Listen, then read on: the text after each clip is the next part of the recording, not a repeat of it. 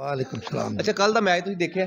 हाँ जी, की कहना चाहोगे अफगानिस्तान ते इंडिया नूं? ਉਹ ਜਿਹੜਾ ਮੈਚ ਹੈ ਨਾ ਅਫਗਾਨਿਸਤਾਨ ਤੇ ਇੰਡੀਆ ਦਾ, ਇਹਨਾਂ ਨੇ ਰਲ ਕੇ ਫਿਕਸ ਕੀਤਾ ਸੀ ਕਿਉਂਕਿ ਅਫਗਾਨਿਸਤਾਨ ਤੇ ਇੰਡੀਆ ਜਿਹੜਾ ਇਹ ਆਪਸ ਚ ਉਂਝ ਵੀ ਰਲੇ ਆ। ਹਾਂਜੀ, ਇਹਨਾਂ ਦੇ ਮੁਆਹਦੇ ਹੋਏ ਨੇ, ਇਹ ਗਰਦਾਰ ਨੇ ਦੋਵੇਂ ਹੀ।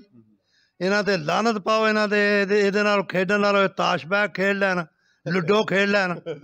ਤੇ ਇਹ ਦੂਜਾ ਇਹ ਵੀ ਕਿ ਇੰਡੀਆ ਦੀ ਟੀਮ ਹੈ ਨਾ, ਭਾਰੇ ਮੈਚ ਨਹੀਂ ਖੇਡ ਸਕਦੀ ਜਿਹੜੇ ਵੱਡੇ ਮੈਚ ਹੁੰਦੇ ਨੇ। ਇਹ ਪੰਜ ਚਾਰ ਜਿਹੜੇ ਪਲੇਅਰ ਜਿਨ੍ਹਾਂ ਸਕੋਰ ਕੀਤਾ ਨਾ, ਇਹ ਸਕੋਰ ਨਹੀਂ ਕਰ ਸਕਦੇ, ਨਾ ਇਹਨਾਂ 'ਚ ਇੰਨੀ ਹਿੰਮਤ ਹੈ। ਇਹ ਮਤਲਬ ਆਸਟ੍ਰੇਲੀਆ ਹੋਇਆ, ਇੰਡੀਆ, ਪਾਕਿਸਤਾਨ ਹੋਇਆ, ਨਿਊਜ਼ੀਲੈਂਡ ਹੋਇਆ, ਇੰਗਲੈਂਡ ਹੋਇਆ, ਇਹਨਾਂ ਨਾਲ ਇਹ ਵੱਡੇ, ਸਾਊਥ ਅਫਰੀਕਾ ਦੀ ਟੀਮ ਹੈ, ਇਹਨਾਂ ਨਾਲ ਵੱਡੇ ਮੈਚ ਜਿਹੜੇ ਨੇ ਇਹ ਪਲੇਅਰ ਜਿਹੜੇ ਇਹ ਨਹੀਂ ਖੇਡ ਸਕਦੇ।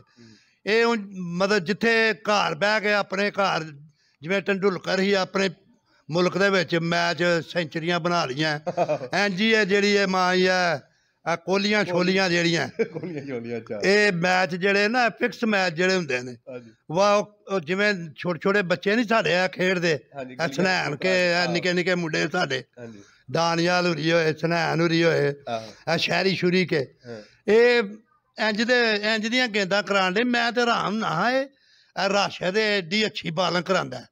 ਰਾਸ਼ਦ ਖਾਨ ਜਿਹੜਾ ਇਹ ਦੁਨੀਆ ਦੇ ਟਾਪ ਦਾ ਸਪਿਨਰ ਹੈ, ਤੇ ਇੰਜ ਗੇਂਦਾਂ ਕਰਾਉਣ ਦੇ ਜਿਵੇਂ ਛੋਟਾ ਜਿਹਾ ਸਾਡਾ ਕੋਈ ਨਿੱਘਾ ਜਿਹਾ ਬੱਚਾ ਕਰਾਉਣ ਦੇ ਆ। ਪਰ ਇਹ ਸਭ ਤੋਂ ਵੱਡਾ ਇਹ ਵੇ, ਇਹ ਫਿਕਸ ਮੈਚ ਹੋਇਆ ਸੀ, ਇਹਨਾਂ ਨੇ ਉਹਨੂੰ ਜਿਤਾ ਕੇ, ਇਹਨਾਂ ਦਾ ਇਹ ਸੀ ਕਿ ਅਸੀਂ ਇਹਨਾਂ ਨੂੰ ਅੱਗੇ ਲਿਆਈਏ, ਅੱਗੇ ਲਿਆ ਕੇ ਤੇ ਸੈਮੀਫਾਈਨਲ 'ਚ ਆਉਣ।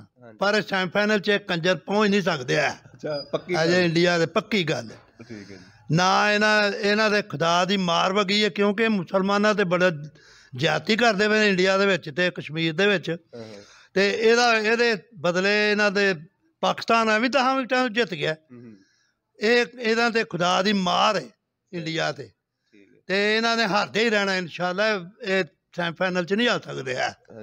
ਤੇ ਆ ਜਿਹੜੀ ਨਿੱਕੀ ਜਿਹੀ ਟੀਮ ਹੈ, ਉਹ ਕਿਹੜੀ ਨਮੀਬੀਆ ਜਿਹੜੀ ਹੈ, ਨਮੀਬੀਆ ਜਿਹੜੀ ਹੈ, ਇਹਦੇ ਕੋਲ ਹਾਰ ਜਾਣਾ ਹੈ ਨਾ। ਅੱਗੇ ਮੈਚ ਵੇਖਿਓ ਕਿੱਦਾਂ, ਪਰਸੋਂ ਮੈਚ ਹੈ, ਇਹਨਾਂ ਕੋਲ ਵੀ ਹਾਰ ਜਾਣਾ। ਤੁਸੀਂ ਦੂਜੀ ਜਿਹੀ ਟੀਮ ਹੈ, ਉਹਨਾਂ ਕੋਲ ਵੀ ਹਾਰ ਜਾਣਾ। ਉਹ ਜੋ ਵੀ ਦੋਵੇਂ ਟੀਮਾਂ, ਇਹ ਜਿਹੜੀ ਨਾ ਨਮੀਬੀਆ ਜਿਹੜੀ ਪਾਕਿਸਤਾਨ ਨੇ ਜਿਹਨੂੰ ਹਰਾਇਆ 8 ਵਿਕਟਾਂ ਤੋਂ, ਇਹਨਾਂ ਨੇ ਪਾਕਿਸਤਾਨ ਦੀ ਕਣਕ ਰੋਕ ਲਈ ਸੀ, ਗੰਦਮ, ਪਤਾ ਜੇ। ਤੇ ਉਹ ਦੂਜੀ ਜਿਹੜੀ ਹੈ ਸਕਾਟਲੈਂਡ, ਇਹਨਾਂ ਵਿੱਚ ਬੜੀ ਗਰਦਾਰੀ ਕੀਤੀ ਸੀ। ਇਹਨਾਂ ਵੀ ਪਾਕਿਸਤਾਨ ਕੋਲੋਂ ਇਹਨੇ ਵੀ ਹਰਨਾ ਏਅਰਪੋਰਟ ਤੇ। ਆਓ, ਇਹ ਸਾਰੇ ਇੰਡੀਆ ਨਾਲ ਰਲੇ ਨੇ। ਇਹ ਇੰਡੀਆ ਨੂੰ ਜਿਵੇਂ ਚੀਨ ਮਾਰਦੇ ਆਂਡੇ ਆ ਨਾ, ਕੱਟ ਕੱਟ ਕੇ ਸੁੱਟਦਾ ਪਿਆ, ਇੰਝ ਹੀ ਹੁਣ ਸਿੱਖਾਂ ਨੇ ਵੀ ਇਹਨਾਂ ਨੂੰ, ਇੰਡੀਆ ਨੂੰ, ਸਾਰਿਆਂ ਨੂੰ ਮਾਰ ਕੇ ਦੋ ਟੋਟੇ ਕਰ ਦੇਣਾ ਇਨਸ਼ਾਅੱਲਾ। ਮਿਹਰਬਾਨੀ ਜੀ।